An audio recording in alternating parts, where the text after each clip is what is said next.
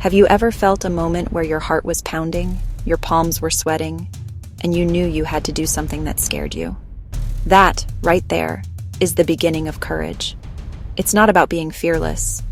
Oh no. It's about feeling that fear and moving forward anyway.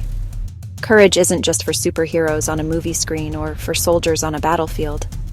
It is for every single one of us in our everyday lives.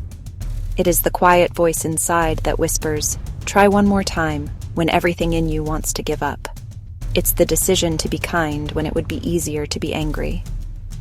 Courage is the fuel that turns our dreams into our reality. Think about it. Every great thing that has ever been accomplished started with one person making a brave choice. It's the choice to start a new business, to leave a situation that no longer serves you, to ask for help when you are struggling, or to simply get out of bed in the morning when the weight of the world feels like it's on your shoulders. Let me tell you about Aron Ralston. He was a young, adventurous outdoorsman who loved exploring the wild beauty of the world. One fateful day in 2003, while he was hiking alone in a remote canyon in Utah, the unimaginable happened. A massive 800-pound boulder shifted and fell, pinning his right arm against the canyon wall. He was trapped, utterly and completely alone. For 5 days, he tried everything he could think of to free himself.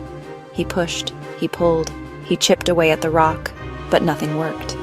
His small supply of water ran out, and a chilling despair began to set in. Imagine the terror of that situation, the silence of the canyon, broken only by your own weakening voice. Aron was faced with a choice that is almost too horrific to comprehend. He chose to live. He chose courage. This wasn't just bravery.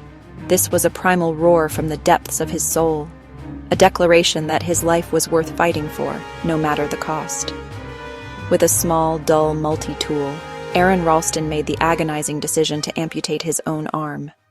Now, let's talk about a different kind of courage. This is the courage that doesn't fight a mountain, but battles the demons within. For years, the world saw a bright, shining star. Success, fame, a powerful voice that captivated millions. But behind the curtain of celebrity, Demi was fighting a silent, grueling war with mental health issues, addiction, and eating disorder. These are battles that so many people face in the quiet of their own lives, feeling isolated and ashamed. The pressure to be perfect, especially under the glare of the public eye, is immense. For a long time, Demi tried to carry that weight alone, presenting a flawless image to the world while crumbling on the inside. The emotional pain of hiding your true self, of feeling like you are not enough, can be more debilitating than any physical injury. It takes a monumental amount of energy just to get through the day. The bravest thing a person can do in that situation is to finally stop, take a breath, and say, "I am not okay, and I need help." That is the moment the healing begins. Demi Lovato found the emotional courage to do just that. They chose to speak their truth, openly and honestly. They shared their struggles with the world, not for pity, but for connection, and to break the stigma that surrounds mental illness. By admitting their vulnerability, they showed a strength that was more powerful than any hit song. This wasn't a one-time fix. It was, and is, a daily commitment to self-love, honesty, choosing health over silence and suffering. Finally, let's explore moral courage. This is the courage to stand up for what is right, even when it puts you in grave danger. There is no greater example of this than the story of a young girl from Pakistan named Malala Yousafzai. Malala grew up in the Swat Valley, a beautiful place that fell under the control of the Taliban. They banned girls from going to school. To Malala, who loved learning more than anything, this was an injustice she could not accept. While many were silenced by fear, Malala found her voice.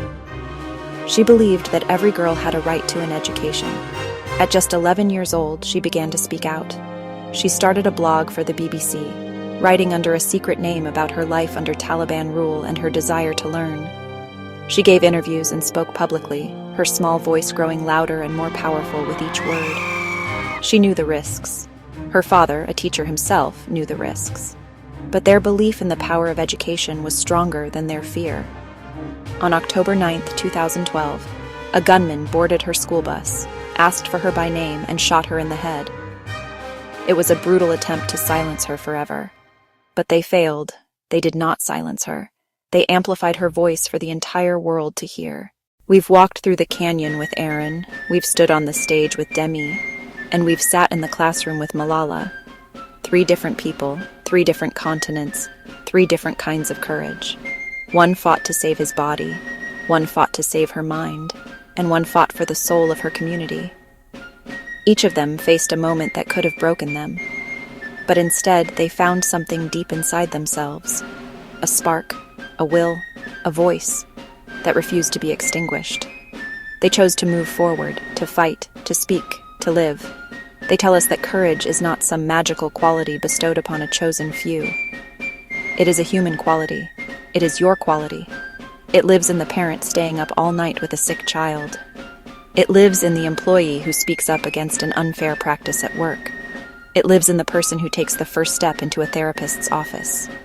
It lives in anyone who chooses love over hate, hope over despair, and action over apathy. You practice it every time you try something new, every time you are kind to a stranger, every time you forgive yourself for a mistake. Your moment of courage might be today. Go out there and be courageous. Live your life in a way that will make you proud. Your journey will, without a doubt, change your life forever.